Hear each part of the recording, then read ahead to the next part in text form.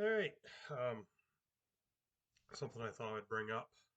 Probably a lot of people already know it, but maybe not know a little bit more about it. How can you get the weather forecast when your cell phone doesn't work, when your computer's not working, internet's not working? Everybody looks up the weather on your phones and on a computer, right? Okay, so take those all out of the picture.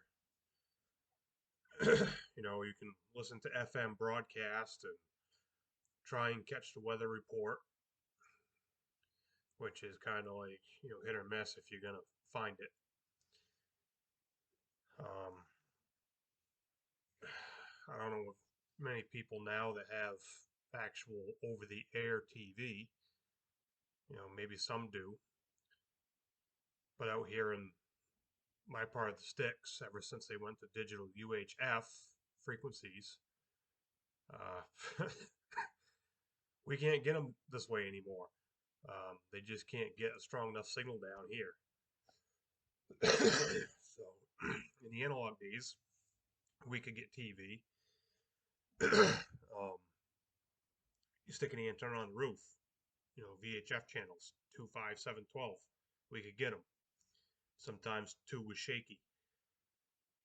But it is what it is. So take all that out of the equation. You want to know what the weather's going to be, right? You might need to know if you're going to have a day to work in your garden, a day to cut firewood, a day to do a repair on your house, and you don't know. What's tomorrow going to be? What's the next day going to be? Well, we got weather radios, NOAA weather radios. Good recommendation to have those. Um, they're broadcast nationwide. So not everybody has one. Or what if one of those doesn't work? Your batteries are dead or the radio just gives up the ghost or something. It can happen. It's electronics, it can die. Well, how else can you listen to the National Weather Service? There are ways. You get a scanner,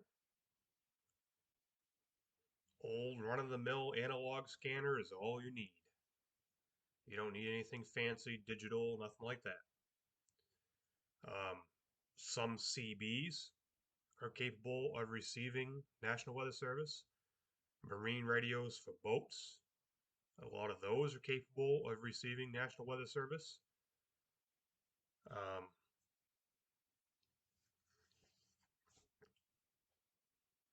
Maybe MERS radios, maybe are capable. Uh, Ham radios, 2 meter ham radios. You you need to know your frequencies just like you would on a scanner. On a CB or on a marine radio, you just push the WX button, stands for weather, and then it's channelized 1, 2, 3, 4, 5, 6, 7. There's only 7 weather channels, weather frequencies that they broadcast on. So you don't actually know what the frequencies are. They just broke down into channels. Okay, so what if you find an old scanner or find something you can punch frequencies into and you want to be able to listen to the weather? Well, here's how you do it. Here's your frequencies. I'll read them right off to you. 162.400, 162.425, 162.450, 162.475, 162.5, 162.525, and 162.550. That's it.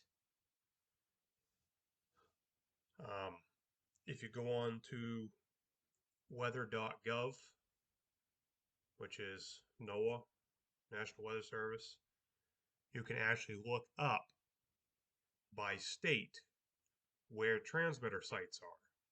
Okay? So they're listed right out alphabetically. I'm looking at them right now. America Samoa, Virgin Islands, Puerto Rico, I guess it's North Marinara, Marania, something like that, Islands, Guam. Those are all included, the U.S. territories. Then you have the 50 states listed, plus D.C. So let's say you're in Alaska, okay? Let's bring up Alaska. What do we got?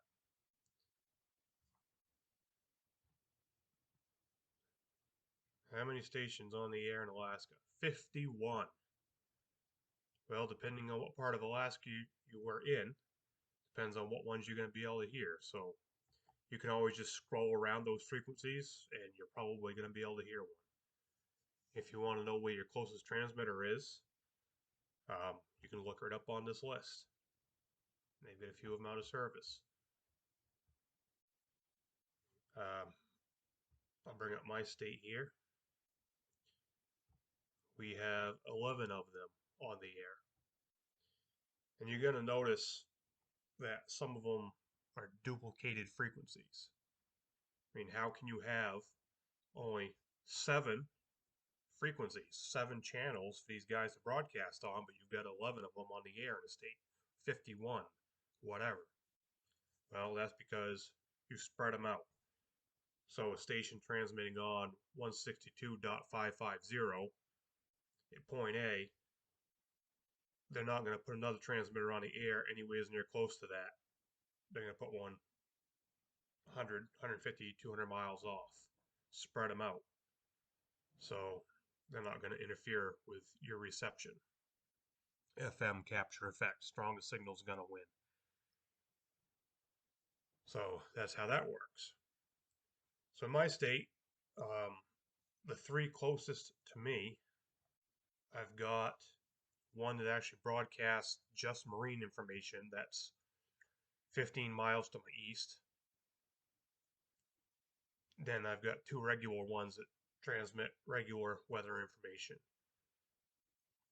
Closest one for that is 30 miles to the west, and then 54 miles to the north.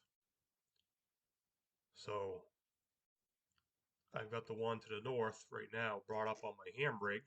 I went into the VFO where I can just punch in the frequency. So I'm on 162.550.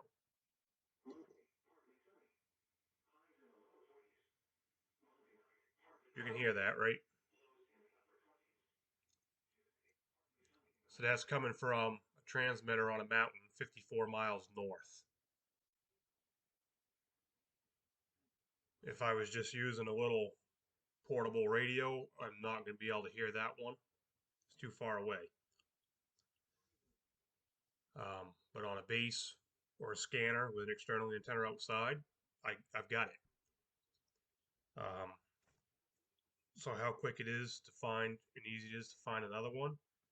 I'm going to drop down 50 kilohertz. Same voice. It's a robot. This is the one that does marine only. I'm going to drop down another 50 down to 162.400.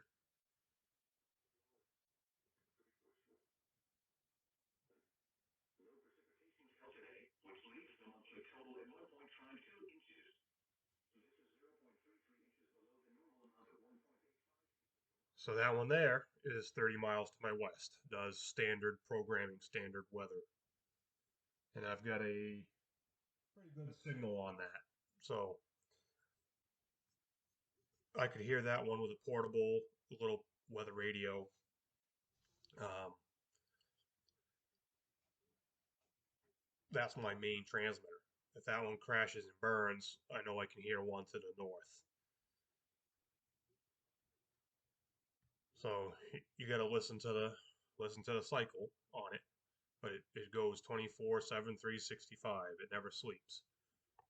So you can always get your weather updates, forecast updates, alerts without the internet, without the phone, without the computer.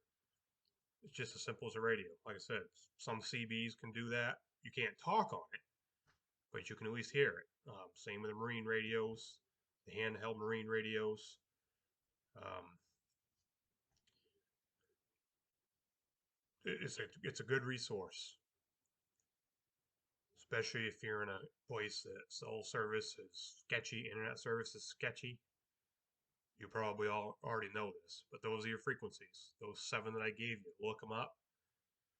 If you can't remember them, start at 162.4. That's your lowest one and go up. Odds are you're going to find something. They try and have overlapping coverage.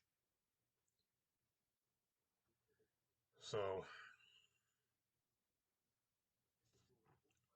if this transmitter's here and this one's here, they should have an overlap. This one's up here, they should overlap. So there shouldn't really be many dead spots. So if you start at 162.4, then you go up 25 kilohertz. So 425, 450, 475, 500, 525, 500. And that's your top one. Anywhere in that margin, you should find a weather forecast. So, very simple thing. Like I said, an old analog scanner, granddaddy scanner. If you can program those in there, you'll hear the weather.